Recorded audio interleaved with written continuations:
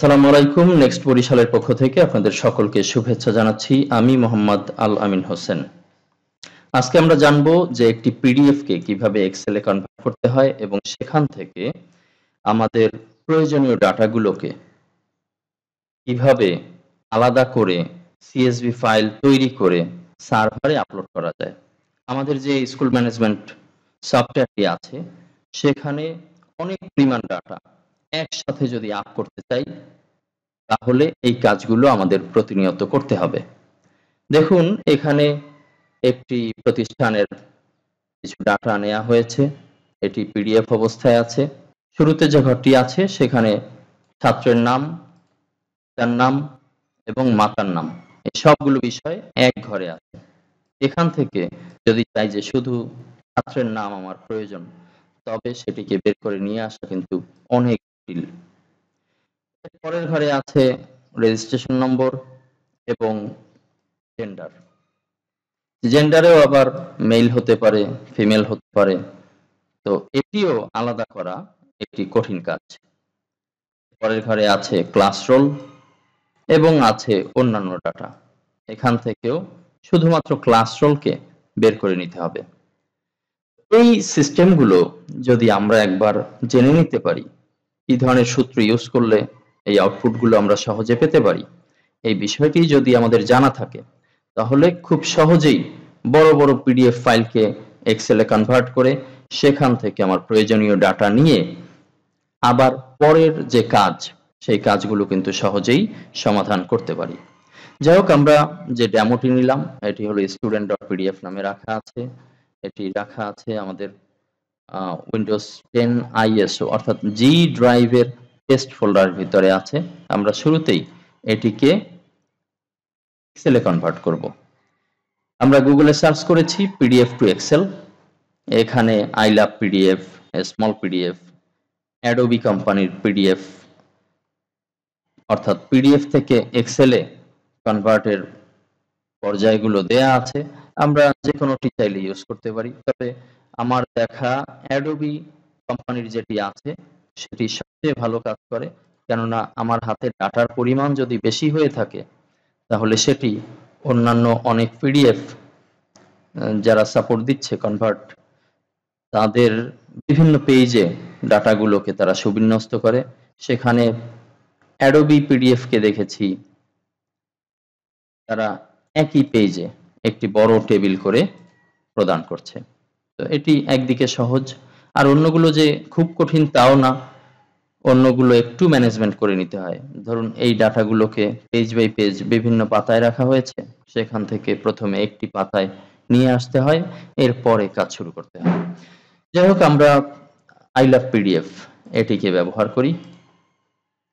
এখানে খুব সহজ, সিলেক্ট পিডিএফ ফাইল। আমি আমার জি ড্রাইভ থেকে টেস্ট ফোল্ডার থেকে student.pdf কে এখানে সিলেক্ট করে দিচ্ছি। ডান পাশে আছে কনভার্ট টু এক্সেল।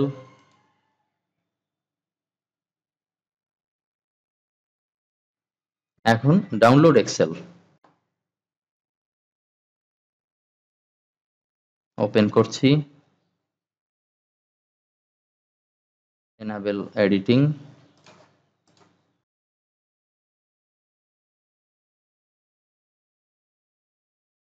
নিচের দিকে টেবিল 1, টেবিল 2 যা বলেছিলাম ডাটা বেশি হলে সেগুলো অন্য টেবিলে রেখে দেয়। টেবিল 3। এই সব মিলে ডাটাগুলো হয়েছে 3টি টেবিলে। এই কাজটি যদি আমি আই লাভ পিডিএফ এর পরিবর্তে adobe.com থেকে যদি করি তাহলে কি দাঁড়াতো, আমি একটু দেখিয়ে দিচ্ছি।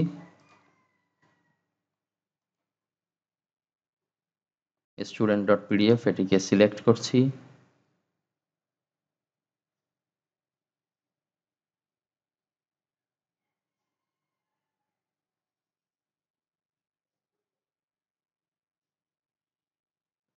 কনভার্ট চলছে